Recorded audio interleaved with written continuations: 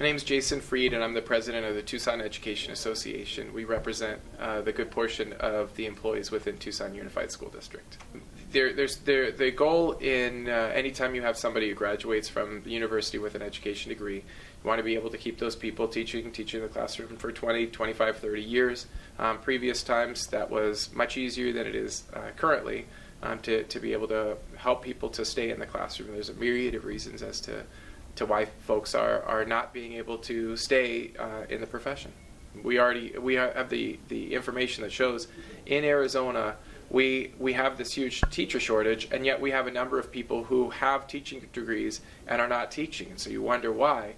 That's why. So we could address the teacher shortage issue overnight if we could just find a way to make sure the people who have teaching degrees come back to the classroom. I mean, students want to come to school each and every year and know the teachers that are in that school, and they want to say, well, my brother or my sister had you, or my mom and my dad had you years ago, and so they want to have that comfort. The challenge that exists right now with the shortage that we're seeing in Tucson Unified, as well as the Tucson metro area and all of Arizona, is that we have unfilled classrooms, and so we're relying on long-term substitutes to teach our kids, and they do not have the training, they do not have the expertise that a teacher with a 4-year degree, oftentimes a master's as well, has in best educating our kids. I need quiet in 3, 2, 1, done. Okay, if you can hear my words, touch your chin. If you can hear my words, show me a peace sign. If you can show me my words, if you can hear my words, give yourself big ears to listen.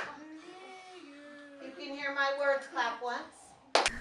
Well, first and foremost, I'm using the data that's provided by the Auditor General's office. They prepare a classroom dollar report, and this is what the report looks like, and they compare districts. This is a report for TUSD right here, and this is the one for Catalina Foothills.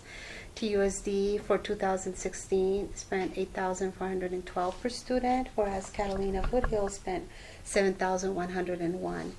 I believe that the large difference would be attributed to desegregation funding that TUSD is eligible for, and that's about $63.7 million, so that explains the big difference there. Well, the district budget is comprised of several different funds. The biggest fund would be your maintenance and operation fund, and that's about 50% of the budget. We do have other funds like unrestricted capital, federal and state grants, other funds. And but the majority of the funds for maintenance and operation come from the local levy, also known as property taxes that are collected upon the local community, and also through state equalization. We have not seen an increase in our budget for the last several years. As a matter of fact, going into next year, we are going into current year funding, which means that we will be funded on the average number of students that attend school for the first 100 days of the school year. And we won't know that number until January 2017. However, we have to build a budget for that in May and June, and just try to make a good guess as far as what the budget will look like, because the budget is driven by the number of students that we have here at the district. So preliminarily, we're looking at a loss in enrollment from last year to this year about 500. If we decline another 500 students next year, then we'd be down about 1,000 students. So current year funding, we will feel an impact of 2 years of decline built into one. For TUSD and all the districts in the state, the majority of the funding will be spent in instruction. About half of the spending goes to instruction.